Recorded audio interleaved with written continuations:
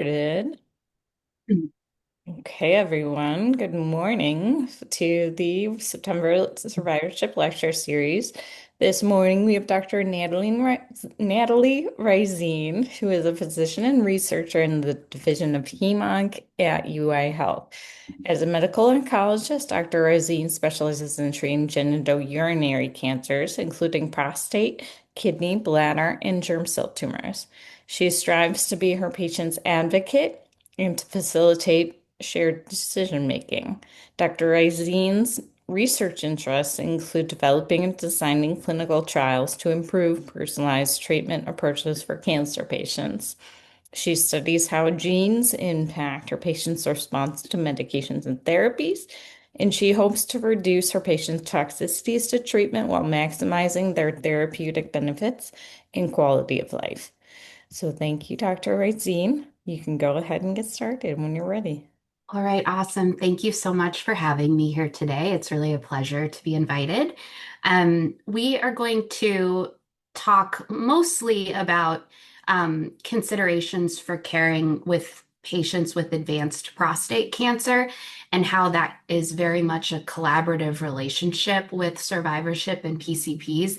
At the end, we'll touch a little bit about prevention and screening, but the predominant bulk of the talk will be talking about kind of the rationale and data and how I choose treatments for my patients and how we can support each other to make sure that patients live well through their prostate cancer journey and their advanced prostate cancer diagnosis.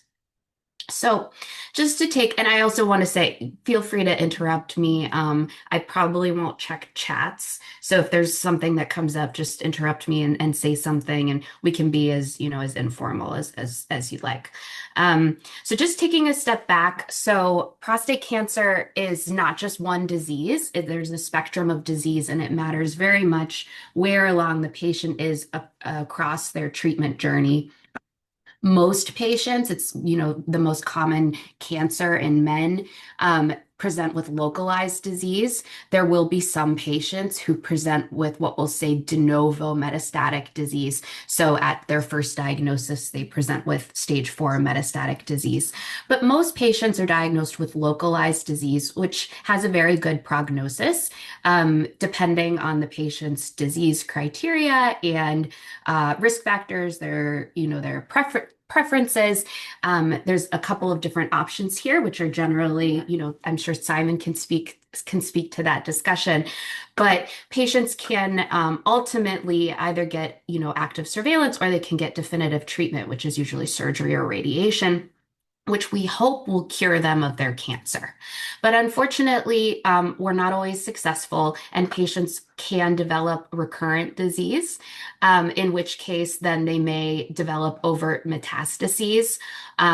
This space of non-metastatic disease, I'll talk about this a little bit later on, this is becoming a smaller and smaller clinical entity because we now have very sensitive PSMA PET imaging. So, the likelihood that we're not finding the metastases, if the PSA is rising, that's pretty unlikely.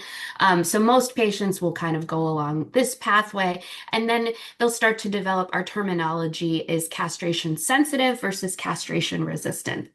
It took me years to truly understand that terminology, and it's something I think about on a day-to-day basis. But really what it means is that what is their level of testosterone?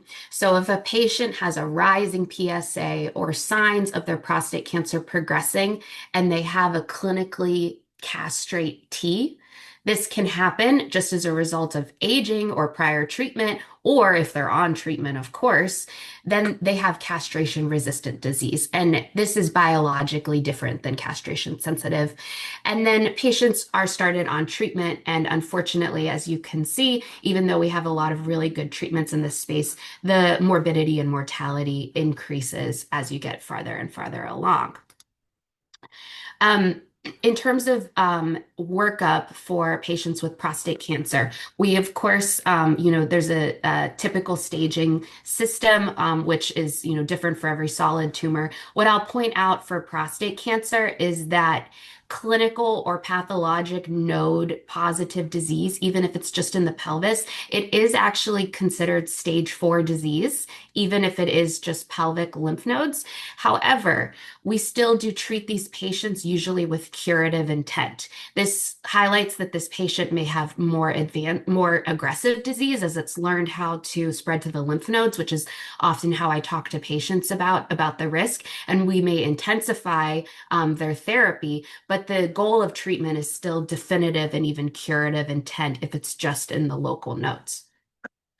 Also important for diagnosing prostate cancer is the PSA test, which of course is a blood-based biomarker, which is, it's not perfect, but it's definitely one of the most excellent blood-based biomarkers that we have in solid tumor oncology. And then the Gleason score. So I'm sure many of you are very familiar with this. How I describe it to my patients is that this is a grading system that the pathologists use when they look at the prostate cancer cells under the microscope. And 1 is normal, and 5 is just really aggressive cells that really look very, very different. We combine 2 different scores. The first number, so if you see a Gleason 3 plus 4, that means that the most prominent feature was Gleason 3. But there were still features of Gleason 4, and that's important because that's different than a Gleason 4 plus 3. The Gleason 4 plus 3 is more aggressive disease because the Gleason 4 is more predominant. So I wanted to just focus on the definitive management modalities that we have. I'm not going to really touch on active surveillance and what that looks like, but patients who have prostate cancer that is they have a life expectancy as well as a comorbidity profile that is in favor of treating aggressively. They will be offered usually radical prostatectomy or radiation therapy. These are considered equivalent by guidelines in terms of efficacy. I created this chart just in terms of the side effect profile. You can see that many of them overlap. And it's really important that these are discussed with the patients because there can be a lot of, otherwise there can be a lot of surprises. What I'll highlight here is that urinary incontinence is very common. In radical prostatectomy, it's basically 100% initially, and you are going to require hospitalization as well as short-term Foley placement. So this is important to discuss with patients from a caregiver consideration. And then what I'll highlight with radiation therapy is you can get irritation to the surrounding structures, this can be very painful.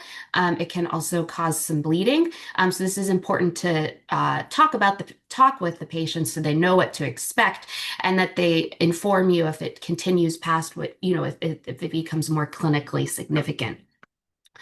I will also say that, of course, surgery is hopefully one and done, whereas radiation therapy, although there are clinical studies looking to shorten this therapy, conventional radiation therapy takes place over about a month.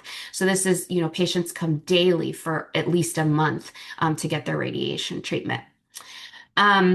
What I will say is that for patients who, if they have recurrent disease or refractory disease and do need both modalities of treatment, there's an increased risk of all of these side effects. And I also have seen some fistulous formations, which is a very morbid complication. For patients who are receiving radiation therapy, if they have high-risk disease, we may offer androgen deprivation therapy or even intensification beyond that. And I will say that these side effects can then be additive, particularly with the fatigue. When I'm taking care of these patients, I see a lot of patients either post-radical prostatectomy for surveillance or patients beginning their radiation therapy for whom I'm prescribing the ADT and potentially intensification. I'm really quick just to offer Viagra or other therapies to refer them for pelvic floor PT. And then we have a really great men's health and urology clinic that can, further titrate or intensify the Viagra therapy that we maybe try or offer other more sophisticated interventions.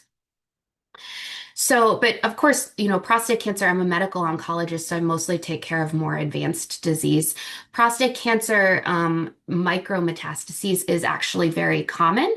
We're finding more micrometastases now because of more sensitive imaging. As I mentioned, the PSMA PET can detect prostate cancer even when the PSA is only zero point 0.5, sometimes even less.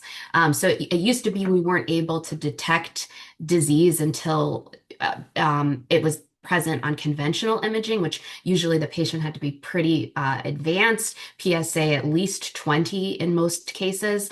But now we're finding earlier and earlier disease. Prostate cancer really likes to spread to the bones and to the lymph nodes. That's the by far and away the most common places that it metastasizes. It can metastasize to the liver and the lungs. This is a really aggressive phenotype of prostate cancer, whether patients present with it right up the bat or if they develop it over time. This is a very aggressive type of prostate cancer that requires complicated chemotherapy regimens.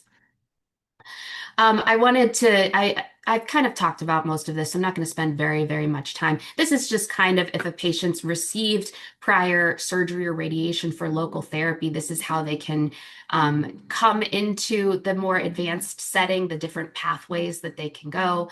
And I also defined here what we mean by metachronous metastases, which is that the patient had prostate cancer and then later develops metastases, versus if patients present with de novo or synchronous metastases. So just defining those terminology here. This is some other terminology, which of course, usually the patient will be seeing a uro-oncologist and myself at this point. But biochemical recurrence, which is the detection of PSA rise after you've had definitive therapy, the definition is different if you've had surgery or radiation.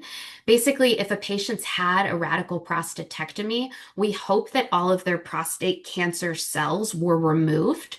So the goal is actually an undetectable PSA. So once the PSA becomes detectable, so even if it's only at a zero point 0.2, we may be concerned for residual disease or recurrent disease.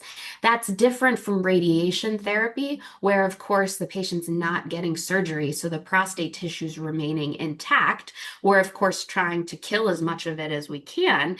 But we actually we consider biochemical recurrence once it's reached 2 points above the nadir. So if a patient reaches a nadir after their treatment of zero point 0.5, they aren't technically considered recurrent until they've reached a PSA of 2.5. Of course, I mentioned we now have PSMA PETs. So I would definitely order a PSMA PET way earlier than the patient reaches 2.5 because we can intervene with our salvage therapies earlier because of these scans. But that's just the typical definition. And that can also provide some reassurance to patients because I have seen PSA kind of bounce around, just a little bit. And that doesn't mean that the patient has clinically significant recurrent disease. Another, PSA is a great biomarker. As I mentioned, it's a continuous variable. We also take into account very much what is the PSA doing. I mentioned it can kind of bounce around. The PSA velocity or doubling time is very important. So basically, in this biochemically recurrent space, having a PSA doubling time of less than 10 months is considered more aggressive disease. And then, of course, as that gets shorter and shorter, you're more and more worried about the cancer progressing.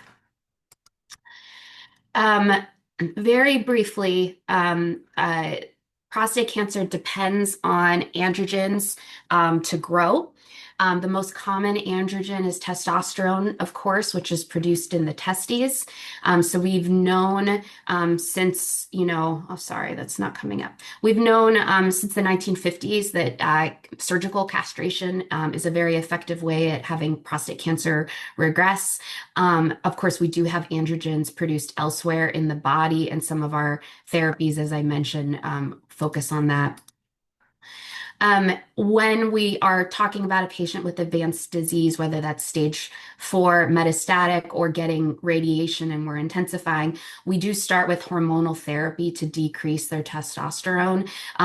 Patients with stage 4 disease, this can be it's most commonly that it's chemical, although surgical orchiectomy is still very much an option.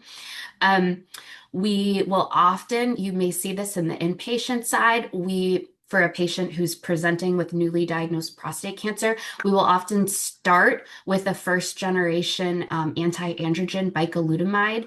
This is intentional to block the possible testosterone flare that can happen with the GHRH agonist. I'll show a picture of that in just a moment. Oh, apologies. This is a little out of order. But I just wanted to mention here that another very common area that produces the androgens is the adrenal glands. And prostate cancer, as I tell my patients, can be sneaky and can utilize these androgens created by the adrenal glands to make its own DHT intraprostatically, which is why it's important to use medications that block all of these forms. So this is a busy slide. It's mostly just so that you can see our options of treatment, our most common ones. So I talked about GnRH or LHRH agonists. The most common one that we utilize is leuprolide.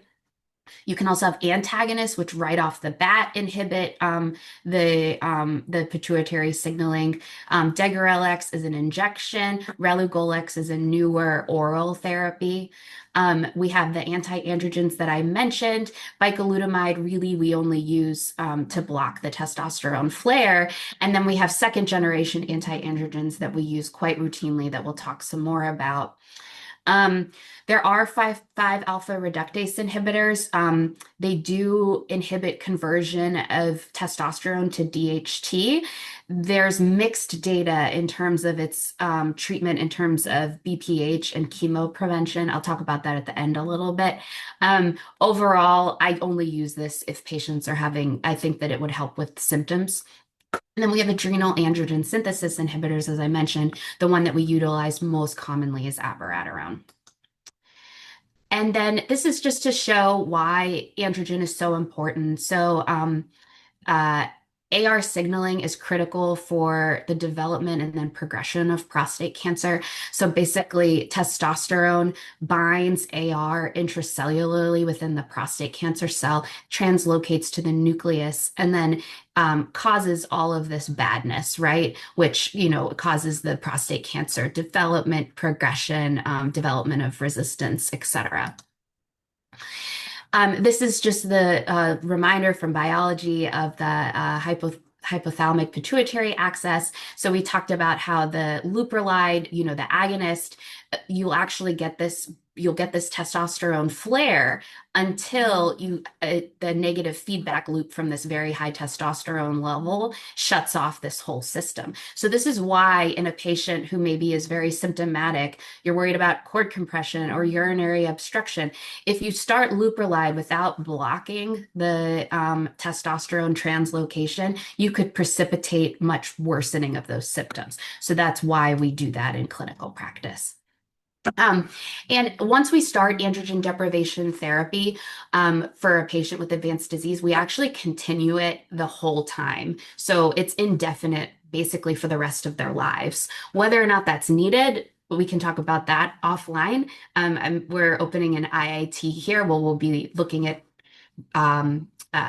taking away the ADT for patients with advanced disease who are on other therapies. And that's more of an intellectual discussion, but the standard of care is to continue this for the rest of their lives.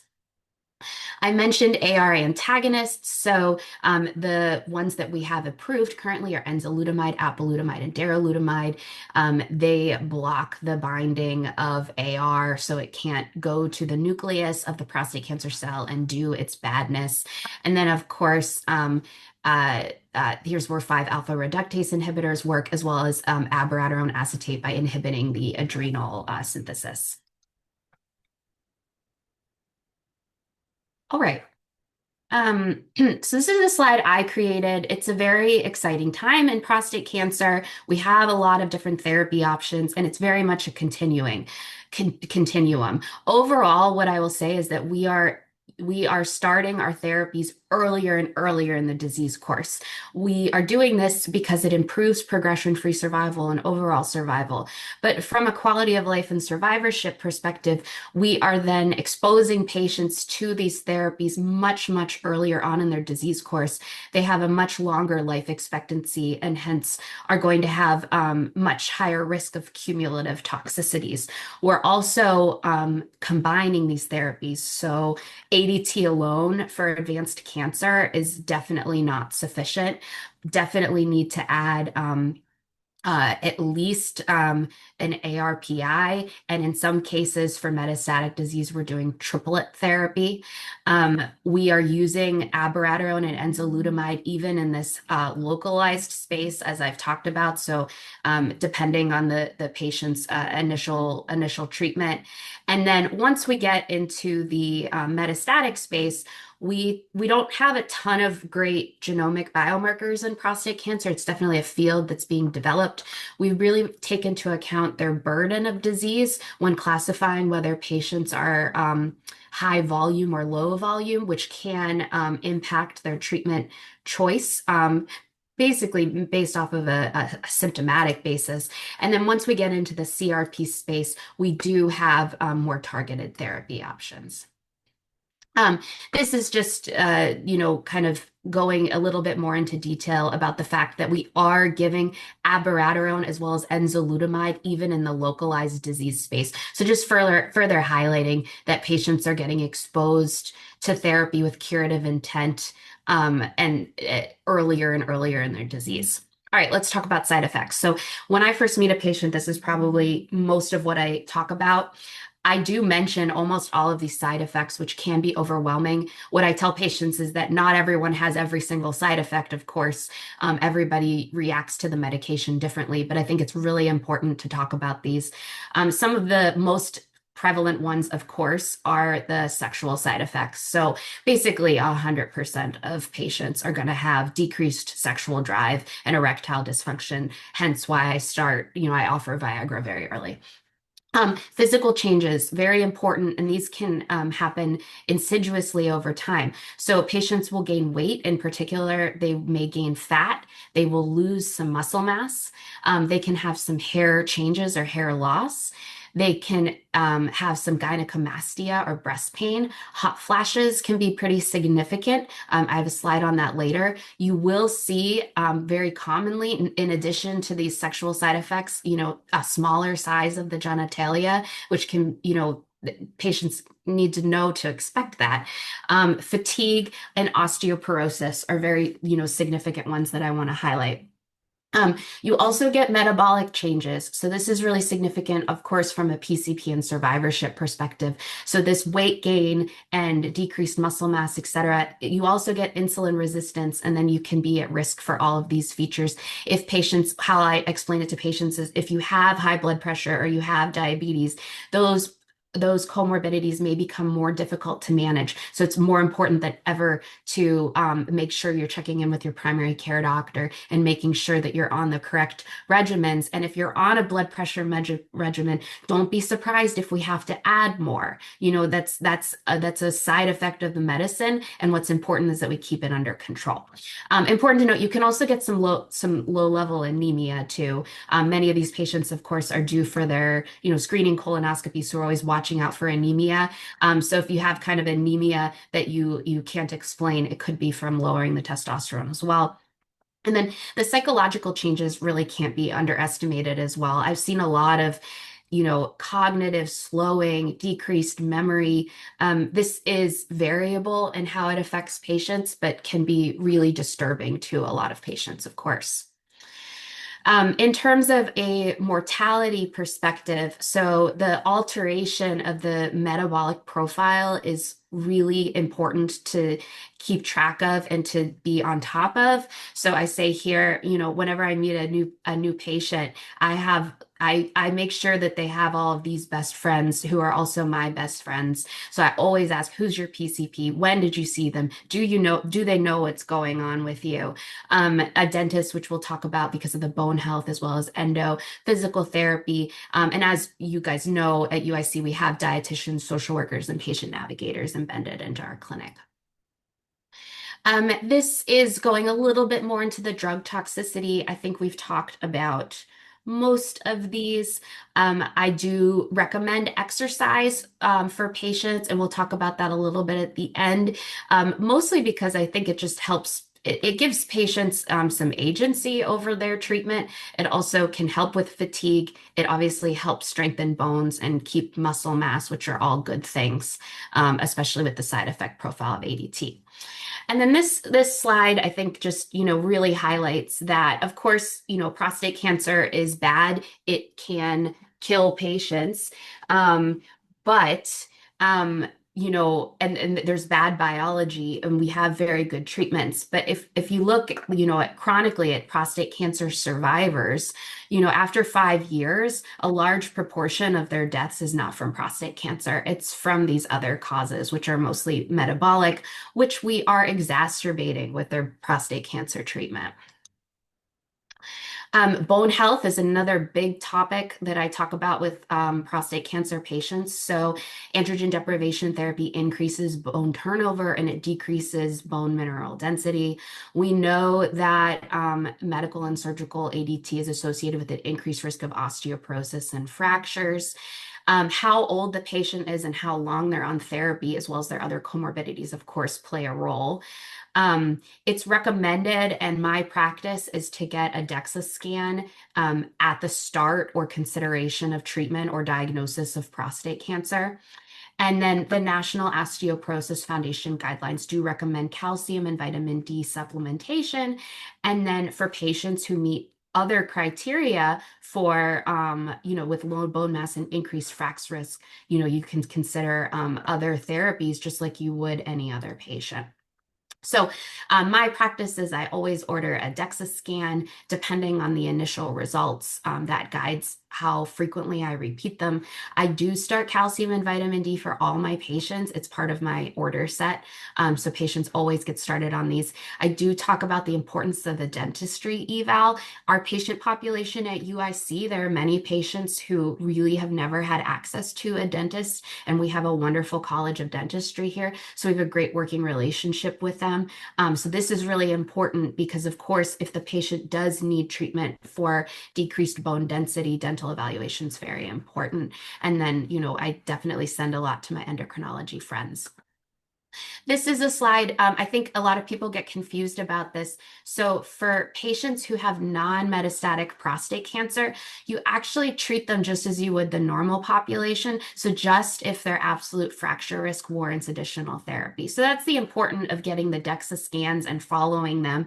And for these patients, if they are diagnosed with osteopenia or osteoporosis, I generally refer them to endocrinology or their primary care doctor to assist with management of those conditions because it's not directly related to their skeletal related events from their metastatic disease. This is where it gets a little bit confusing. So it matters whether or not the patient has castration sensitive or castration resistant disease. And they have bony mets. So if they have castration sensitive disease, it's out of the scope of this talk, but there's been a lot of studies looking at the benefit of Zometa or denosumab in this setting, and it's not recommended as part of the guidelines. And there are patients, of course, this is, I take this on a case by case.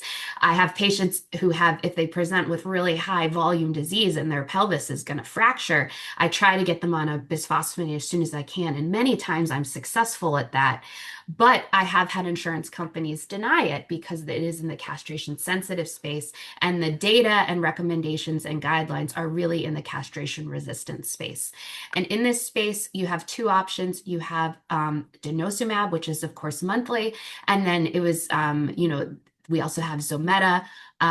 I use Zometa every 3 months because of the study that shows that every 3 months was non-inferior to monthly dosing. And this is just much more tolerable from a patient follow-up perspective.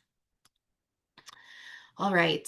Hot flashes and night sweats. So, this is obviously a very common symptom that patients experience when you lower their testosterone level. This was a recent study at ASCO last year that was actually evaluating cognitive behavioral therapy during the time of treatment for localized disease. It was effective, but unfortunately the effects did not persist after stopping the CBT, which I think is kind of expected. So there's a number of different, integrative therapies that can be included here. There are some medications. I have not had a ton of success with these agents and have had more side effects, unfortunately. So this hasn't really worked for me. Oxybutynin is a medicine that I'm looking into, and I'm very interested in. Medroxyprogesterone is not on this slide, but there's actually data from 2010 showing that this is beneficial. And I've actually recently had a lot of success with this, particularly my younger patients. I'll offer medroxyprogesterone, just the birth control dosing technically. I'll actually do the injection because I just give it with their leuprolide injection, and I've had some improvements. It doesn't get rid of the hot flashes, but for younger men who are maybe having hot flashes, every 20 minutes and it's just ruining their lives, it will decrease by the frequency by maybe half. There's also some supplements that have been studied in the past. Black cohosh is probably the one that I most recommend. All right, moving right along. Hey, Um, Natalie, can yeah, you go please. back to Yeah, that of slide? course. I just don't know if you've tried in any of your patients. Take on recommendations from one of our oncology social workers, wild yam root. So add it to your list as a potential Okay. patients to try. It's a natural supplement. And I don't know of it to elevate liver enzymes like the black cohosh. You have to stay Okay. on top of Great. that labs. And it definitely helps my hot flashes every day. So, and yes, I know I've had a couple of patients, prostate cancer survivors. Those hot flashes are terrible. They can be. Thank you so much. Please send me that. I'd love to read it if you have Yeah. some data on that. I like offering because it's definitely not a one size fits all. Okay, I mentioned that precision medicine and prostate cancer is a work in progress. We still don't have that many actionable biomarkers. Several of my students are on the call who are working in this space with me to try to help identify some actionable biomarkers. But unfortunately, we don't have a ton that alters our treatment at this time, particularly in the advanced setting. Because this is a survivorship audience, though, and many people do hereditary cancer risk, I did want to highlight the importance of testing for HRR alterations. So this was a landmark study, 10 years ago now, that demonstrated that, a significant number of metastatic patients, up to almost 12% in this cohort had germline HRR alterations. And this is important, of course, because it has familial cancer guidelines for the patient themselves, also for their family and cascade testing. And then also we do have PARP inhibitors approved in this space. So it could also change their treatment. This is just a shout out to our team here. We recently published our basically the feasibility of our program here, whereby we have an oncology driven model of offering germline genetic testing to patients diagnosed with high risk prostate cancer or, of course, advanced disease per guidelines. And we've been very successful at obtaining guideline directed treatment. We then work with our genetic counselors to make sure that patients who wish to and also who are indicated to follow up with genetic counseling do seek that.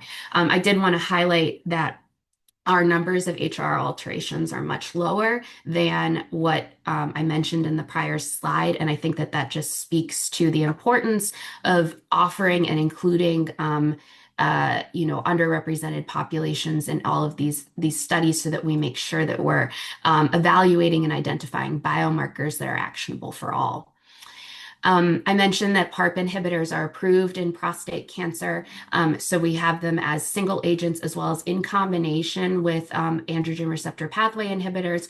This is a newer regimen. It's approved in the castration-resistant line, and then just at ASCO, we had updated data looking at it in the castration-sensitive line. It's not yet FDA approved in this setting, but I think likely will be at least for BRCA1 and BRCA2.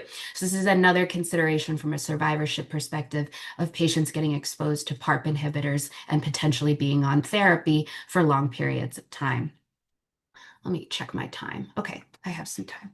I mentioned PSMA PET. I wanted to just I guess, I think this is this has been a huge stride in terms of the sensitivity of diagnosis for patients. Also, it can have some false positives as well.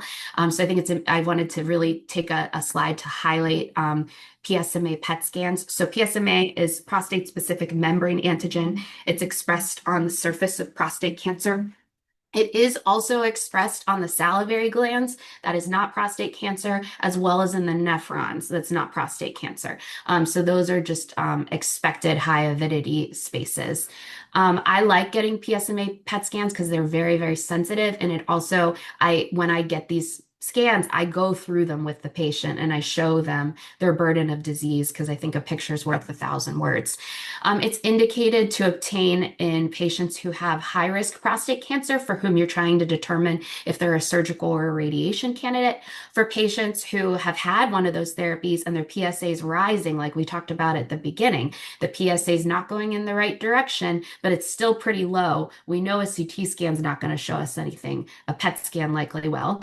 And then we now have PSMA radioligand therapy approved, so this is just showing you the expression of the biomarker for which this targeted therapy is approved. So that's another indication. So I'm routinely getting these across the spectrum of my prostate cancer patients now.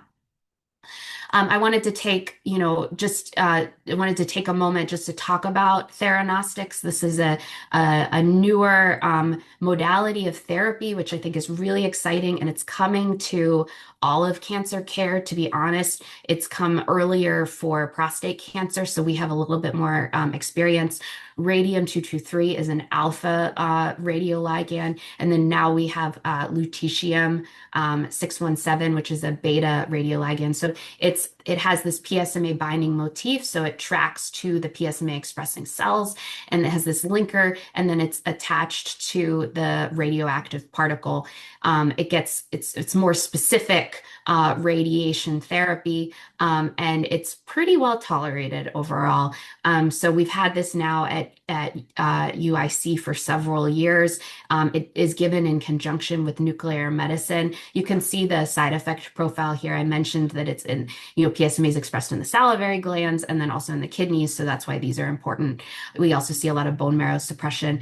And patients really need to be counseled about the radiation exposure. We've measured patients and their radiation exposure after they've received this therapy, and it's not that significant, but we do counsel, they do need to be away from people, have their own bathroom, etc., for the first 2 days after therapy. So our patient navigator and social worker work really closely with us to make sure that patients have these accommodations if they're getting this therapy.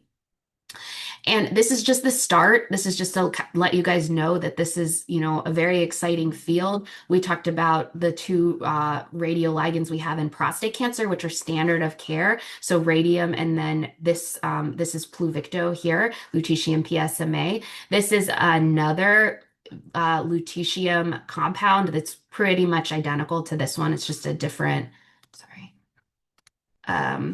It's just a different linker. But then the whether you're using alpha particles, beta particles, combining them with immunotherapy, having them track to other locations other than PSMA. These are all coming down the pipeline. This is very out of date. There's dozens of radioligands being developed in prostate cancer alone. So it's a very exciting time. All right. All right. So, I wanted to back up a little bit though and talk a little bit about some prevention kind of in the last few. Of course, I'm a medical oncologist, so I take care of patients once they've already been diagnosed with advanced prostate cancer most of the time. But I wanted to highlight this study that was presented at ASCO just this past year, which was a really cool adjuvant study in patients who had stage three. Um, or stage three colorectal cancer or high risk stage two colorectal cancer. Many of you may have seen this presented. So what they did is they randomized these patients after they'd gotten their surgery and finished their treatment to either getting a handout and being told exercise is important and can prevent the risk of, recurrence, or actually getting a personal trainer. And they saw a pretty significant disease-free survival advantage in the exercise group, as well as decreased recurrence. They also saw decreased incidence of other colon primaries, as well as a decreased incidence in other, obesity-related cancers like breast cancer, as well as prostate cancer. So this was really interesting. I am very interested in exercise just from a quality of life perspective.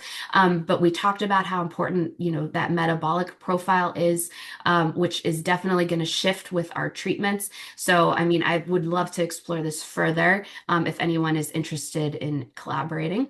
Yeah, Natalie. Yeah, sorry. Ah, Go ahead, Michelle. She had some questions in the chat for you. I, well, actually, yeah. So we, through the CSPN, I don't know if you know of my group, the Cancer Survivorship and Supportive Care Professionals Network. So we have a cancer exercise work group. But I also interface with national experts in this area. And so, I would love at some point just to read to you our 30-second message on cancer exercise. So, I mean, we've reached the point now with research that every single patient at time of diagnosis should be notified about exercise and its potential to decrease, symptoms, improve quality of life, and potentially now because of challenge, actually maybe improve mortality. And one area that I have a special focus on is exercise in individuals who have bone mets, because that's a specific recommendation. And I found that a lot of cancer programs are very hesitant to refer their patients. So when I was at the University of Cincinnati, we specifically developed an intervention for this when I saw prostate patients. So I'm just curious, do you specifically focus on this population of bone mets and make sure that they are evaluated and referred? And I put a resource in the chat also on the hub that talks about exercise and bone nets. okay, great. I'll definitely take a look at that. Sorry, I have my screen shared, so I can't see the Oh, yeah, chat no problem. the No, I chat right now. totally. No, I definitely do. I mean, I definitely discuss exercise and staying active with all of my patients. I would love to share resources and get objective data about how that can actually improve. Just from a quality of life perspective, that definitely helps. And then, of course, keeping patients' performance status as functional as possible, from a medical oncology perspective, just make sure that I can continue to offer them further treatments. So yes, I would say that I definitely recommend it for everyone. In terms of exact guidance about the type of regimen and what they should do, I would love to develop some type of structured intervention to offer. That would be wonderful. And exactly why we're creating our toolkit is because we've heard that oncologists really want to promote exercise, but they're like, I don't know where to start. If you just give me all the information, I'll use it. So thank you for validating what we're doing. This is very exciting. Thank you, Yeah, Natalie. no, I would love, we're actually working on a number of handouts, with, educational resources for prostate cancer, mostly focused on, our medications and mechanisms of action and side effects. But I would love to have one on exercise. That would be wonderful. And I just want to put a little, one other little comment. If you're really exercise is about, you really have to have ongoing support, So Beth Frades, I don't know if you know Dr. Beth Frades at Harvard. She was the past president of the American College of Lifestyle Medicine. She has her program Paving the Path to Wellness. and it's been used in breast cancer, and she is creating right now a prostate cancer program. So you should definitely look in partnering with her. I'm certified in it and I use it. It's amazing. That sounds wonderful. Yeah, Dr. Kim is joining in on the action and wants to join and collaborate with developing a more formalized program and education to assess the bone health, quality of life, and outcomes Yay. in terms of exercise. So I will hook you all up after the talk. Love it. Love it. That's why I put this in highlight. Yay. Okay, great. Okay, great. We only have a couple minutes left, so I was just gonna cover some really hot topics that get asked a lot, but unfortunately, I don't have very satisfactory answers for you, even though patients and providers really want it.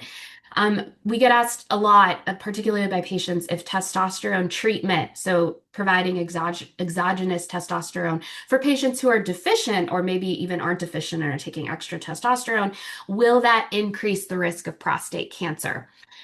So I took this from directly from the AUA guidelines and recommendations. So there has been a lot of studies evaluating testosterone therapy. These are limited in terms of the dosing's different, the duration's different, the disease setting's different. So, take all of that with the caveat. But overall, testosterone treatment does increase the PSA, but it doesn't do it to an abnormal degree.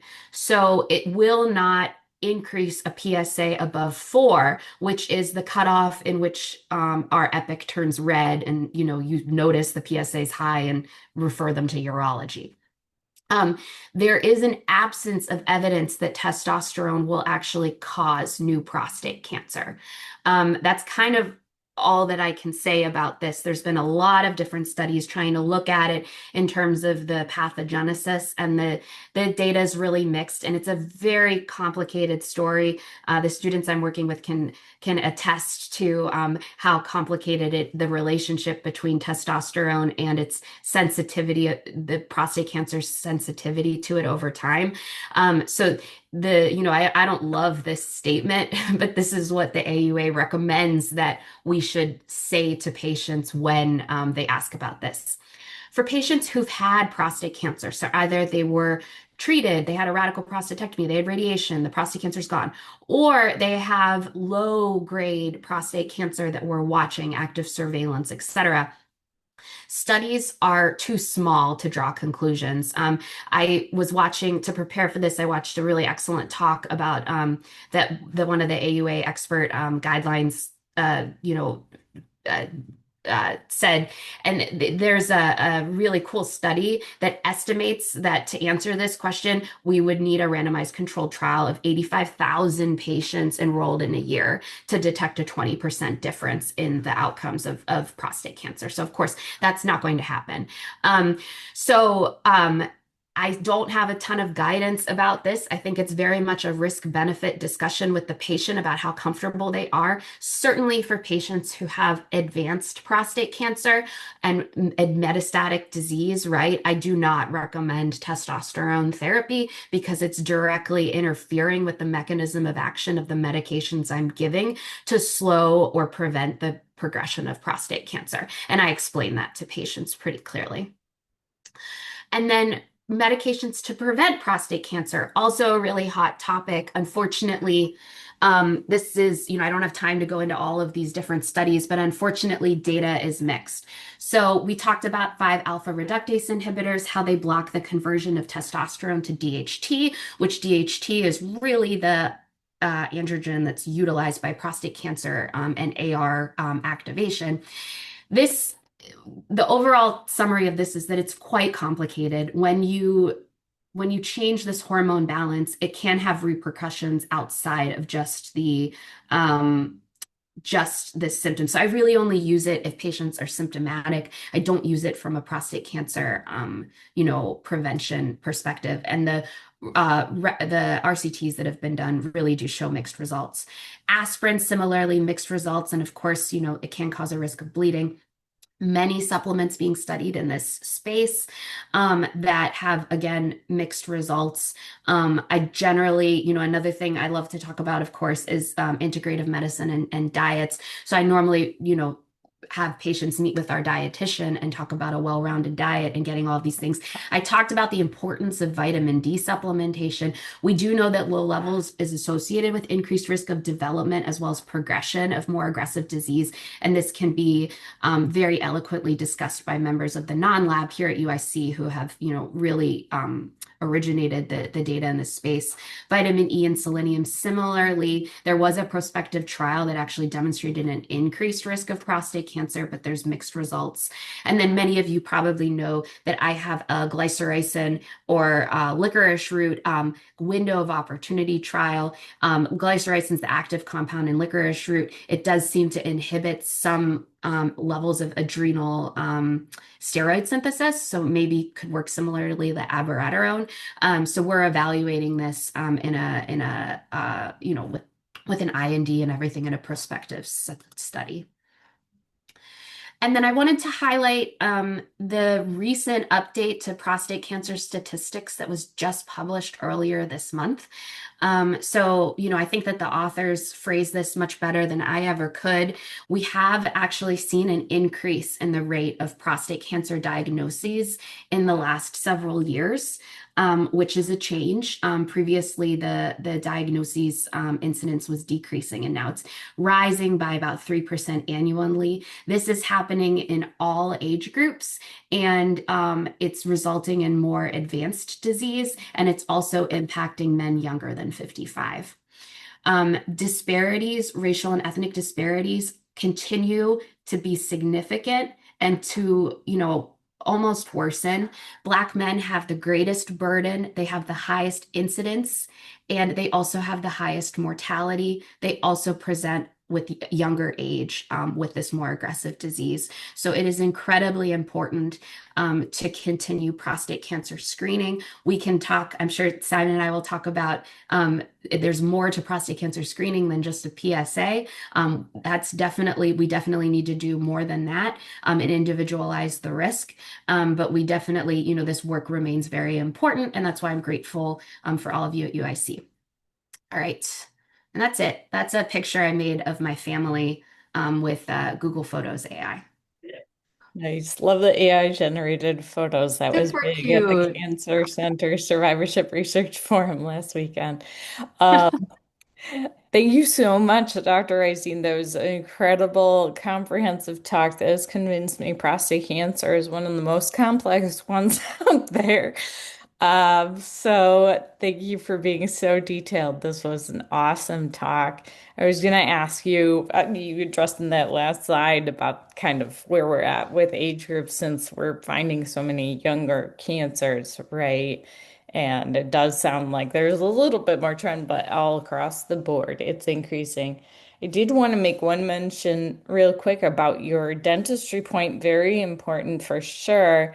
Miles Square Health Center in the South Shore location. And now, where is it, Kristen, Dr. Ganschow? It's Auburn Gresham.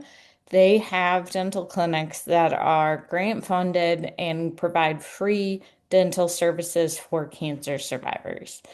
So another Awesome. point to highlight that I would love information on that. Yeah. yes, we talk to other cancer survivors as much as we can, about are they up to date with dentistry because we know cancer and its treatment in all realms is a risk factor for poor dental health. So, and the bone health piece, very important as well. We talk about more and more. So, if anyone has other questions, I know we're at 9:59. Can I just piggyback off of that dental, just so you know, one of the drawbacks of having the dental, unfortunately, even though they're connected with UIC, we don't get to see their notes, and they do not have a referral in the system. We have to actually send a paper version, quote unquote, to them, and then they reach out to our patients. Just if you want any more information, Natalie, you and I can talk offline. I can get you that information, and we can get that all set up for you in your clinic. That would be great, Kristen. Definitely get in touch with Natalie to help hook up their program with that. But I don't know if the UIC dental program puts their charting in our system either. Yeah, I don't see any dental coming through on our Epic. I No. think they're trying to work on that, but I don't know. I've got something in the background that I have to do calling them, so I'm gonna find out some more information. Cool. I'm Michelle, did sorry. you have another? Oh, do you have No, I another, have not to drop connected Natalie? yet, off. so we'll connect after. Okay. Yeah, Yeah, I'm please, gonna please send email an me. email I'm hooking so you guys sorry. up. No, again, thank you so Take much. care. It's wonderful Bye. talk. Thank you. Bye, Thank Natalie. Bye, you. everyone. Thanks so Bye. much. Thanks, Natalie.